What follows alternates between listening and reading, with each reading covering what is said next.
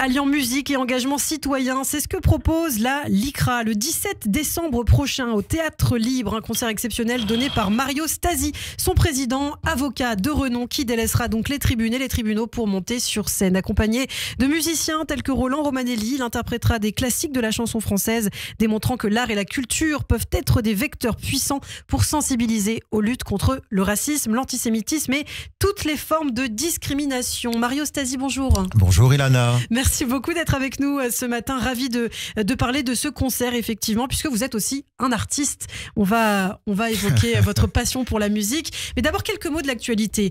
La chute de Bachar el-Assad en Syrie. Le monde a découvert, Mario, ces images choquantes de la prison de Sednaya, un abattoir humain installé par le régime syrien, des prisonniers torturés, affamés, des enfants libérés par des rebelles islamistes qui n'ont jamais vu la lumière du jour. Qu'est-ce que vous ressentez? Qu'est-ce que vous avez ressenti quand vous avez vu ces images? C'est pas choquant, c'est traumatisant. J'ai ressenti l'effroi, j'ai ressenti la colère, j'ai ressenti la commisération, l'immense tristesse, et puis il y a cette petite vigie, cette petite lumière dans mon cerveau qui me fait dire: et maintenant, qu'est-ce qui va se passer? Et maintenant, quel régime? Et maintenant, quelle liberté au pluriel? Et maintenant, y aura-t-il cette liberté de croire et de ne pas croire, de croire qui on veut comme on veut, cette liberté de circuler, cette liberté pour les femmes de vivre, de parler, d'aimer, de converser, de s'embrasser et d'embrasser comme elles veulent? Voilà, donc je ne peux pas m'empêcher d'avoir ces différentes... Une joie à demi-teinte. C'est ça. En espérant qu'elle ne soit pas éteinte. Alors, une question pour l'avocat que vous êtes, par ailleurs, Mario Stasi. Bachar el-Assad n'a toujours pas été inquiété par la justice internationale, par la Cour pénale internationale notamment. Aucun mandat d'arrêt n'a été émis contre lui, contrairement à d'autres dirigeants de démocratie. On aura peut-être l'occasion d'en parler. Bachar el-Assad devra être jugé, selon vous, un jour? C'est évident. C'est évident. Alors, je donne crédit à cette Cour de la constitution d'un dossier. Je suis avocat, je ne l'oublie pas, avec des éléments indiscutables, des pièces, des témoignages et des constats objectifs, pourrais-je dire, mais il est évident qu'il devra un jour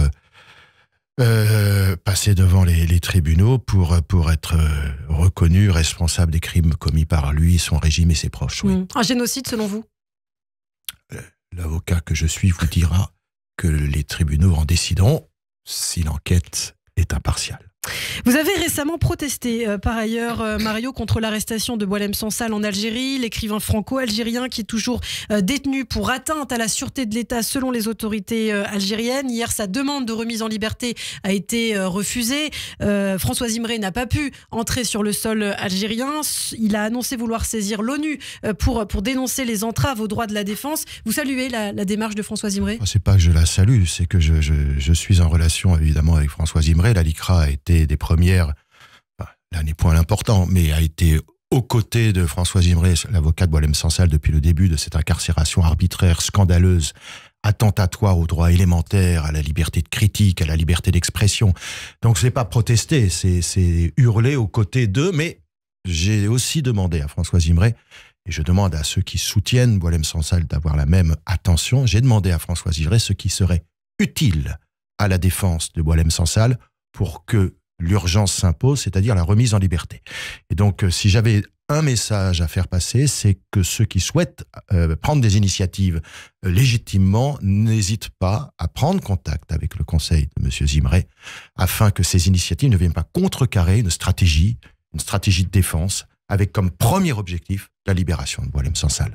J'imagine que vous avez vu la réaction d'Amnesty International, l'organisation qui a été interpellée par un internaute la semaine dernière sur Twitter sur son silence concernant justement Boualem Sansal, puisqu'il a fallu plus de 15 jours pour qu'Amnesty réagisse, et a indiqué ne pas pouvoir vérifier, je cite, de manière indépendante les éléments relatifs à son arrestation. Ça vous choque? Vous voulez vraiment un commentaire? Oui.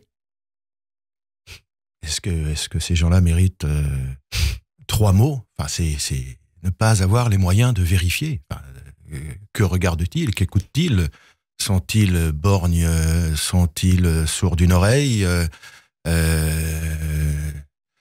Non, mais je Ça vous suis. choque. C'est pas que ça me choque, ça me scandalise. Ouais. Ça me Mais scandalise. c'est justement scandaleux qu'une organisation comme Amnesty International, qui est censée être attachée aux droits humains, aux droits de la liberté d'expression, puisse tenir ce silence finalement. Non, mais ce silence et cette réaction, ou cette absence de réaction, ou cette fuite sont inadmissibles. Voilà, je ne trouve pas les mots, je ne comprends pas, ou j'espère ne pas comprendre. Et Amnesty International, en revanche, qui s'est empressé d'accuser l'État Israël de génocide. Certains responsables de la communauté dénoncent une obsession anti-israélienne et même de l'antisémitisme. Pour vous, c'est de l'antisémitisme ? Pour moi, c'est 2 poids 2 mesures. Pour moi, c'est de l'antisémitisme. En tout cas, c'est un propos politique autant qui se veut juridique, mais qui est avant tout politique.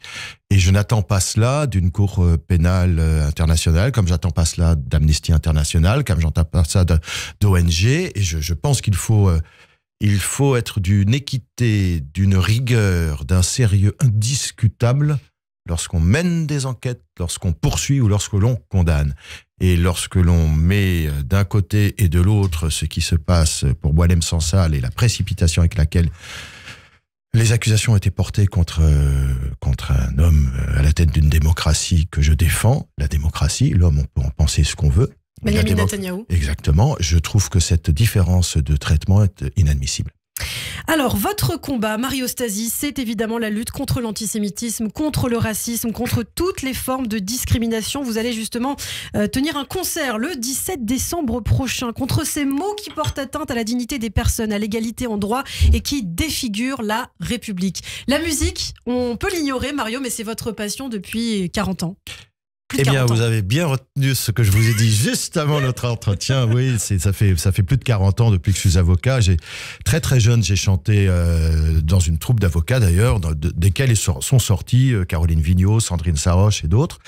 Et j'ai toujours chanté. Et puis je me suis dit que pour être un bon militant, et pour pouvoir convaincre, il faut être heureux dans ce que l'on entreprend. Et pour convaincre, il faut être habité de sa cause. Il faut être plein de son énergie, de son bonheur de vivre. Donc la musique vous rend heureux. Donc je me suis dit, qu'est-ce que je sais faire ? Parce que je dis toujours aux militants, faites ce que vous pouvez faire. Faites au maximum, et ce que vous pouvez faire, ce que vous savez faire. Je sais faire ça. Voilà. Donc j'ai décidé de réunir une équipe, un théâtre avec mon ami Jean-Marc Dumonté, des musiciens exceptionnels, vous verrez, qui ont joué avec les plus grands et que je connais depuis 10-15 ans. Et toute cette équipe-là, ce théâtre, joue gratuitement. Et tous les bénéfices vont aux actions des militants de la LICRA qui interviennent dans les lycées, écoles primaires pour former, éduquer, expliquer ce qu'est le racisme, l'antisémitisme, ce que sont les discriminations. Voilà, donc ça va être un concert, j'y travaille. Ouais, mais c'est intéressant parce que vous êtes avocat, vous êtes militant associatif et en même temps vous faites de la musique. C'est intéressant parce que c'est vrai en France, je mets la musique au service de mon engagement. Je mets ce que je sais faire au service de ce que je crois viscéralement. Parce qu'en France, on a tendance à mettre les gens dans des cases, à leur mettre des étiquettes, alors qu'en fait, la beauté de la vie, c'est de pouvoir faire toutes ces choses. Oui, en espérant que ce soit réussi. Parce que la beauté de la vie, c'est aussi que les choses soient belles, soient réussies. Il faut que l'entreprise aille à son terme. Moi, j'aime bien... Voilà, et je suis très, très, très heureux, très impatient, plein de trac, évidemment, à l'idée de faire ce spectacle. C'est pas la première fois que je chante en public. Mais vous avez le trac. C'est normal. C'est normal. Bon, alors le répertoire. Le répertoire, c'est la chanson française. La chanson française. Alors, parce que vous avez parlé de musiciens, vous serez accompagné à la basse par Fifi Chayeb, à la batterie par Claude Salmieri, au violoncelle Jean-Philippe Audin, direction musicale Roland Romanelli. Et aux lumières, Jacques Rouvérolis, qui est le roi des lumières. Et tous ces artistes qui ont joué avec...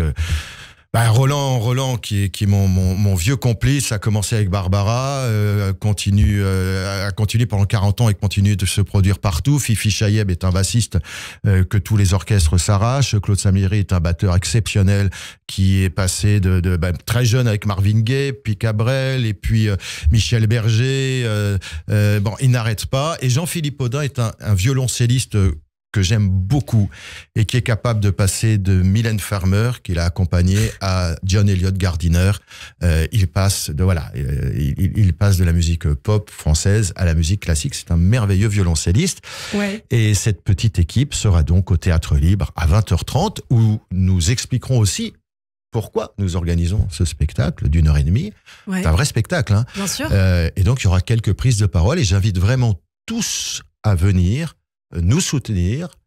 Il reste encore des places. Il reste encore des places à Bien me sûr. supporter dans cette épreuve de joie. Eh bien, écoutez, on va demander à notre réalisateur peut-être de mettre une musique pour que vous puissiez interpréter écoutez, en live. Si ça ne vous dérange pas, Mario, on Ah aimerait bah, bien écouter votre belle voix. Du matin, c'est Du ça, matin, la voix du matin. Votre C'est voix, sympa. et je crois que c'est une chanson de Charles Aznavour Eh oui, que j'ai vous pas... avez Là, à l'instant, oui. choisi. Ah, bah, Allez-y.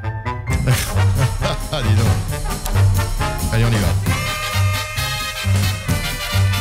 À 18 ans, j'ai quitté ma province, bien décidé à empoigner la vie. Le cœur léger et le bagage mince, j'étais certain de conquérir Paris.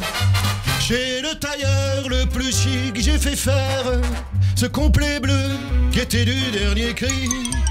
Les photos, les chansons et les orchestrations ont eu raison de mes économies. Je me voyais déjà, etc.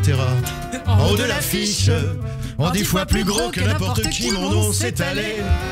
Je me voyais déjà adulé et riche, signant mes photos aux admirateurs qui se bousculaient. J'étais le plus grand, des grands fantaisistes. Si vous... Allez, on va arrêter là. Mario Stasi. Merci. Très belle Lana. voix, Mario. La voix du matin. Et hein. une chanson de Charles Aznavour. Et c'est intéressant le choix de Charles Aznavour, ouais. puisque Charles Aznavour représente finalement aussi la France d'une certaine manière. Et oui, et je suis très attaché à l'Arménie aussi. Sachez-le. C'est un message pour moi, c'est ça? Ah, je ne savais. Vous êtes arménienne? Oui, tout à fait. Ah, mais je savais absolument pas. Non, c'est une cause. Vous voyez, faudra que je revienne, on se connaît pas. Eh bien, merci beaucoup, Mario Stasi. Merci d'avoir été avec nous. Mario au Théâtre Libre, chanson française, donc un concert organisé au profit de la LICRA. Il reste encore des places. Il reste encore des places. 17 décembre à 20h30. Merci Et infiniment. je vous y invite, Ilana. Ilana, merci. On va y arriver. Ilana, on va y arriver. Merci, Mario. À très bientôt.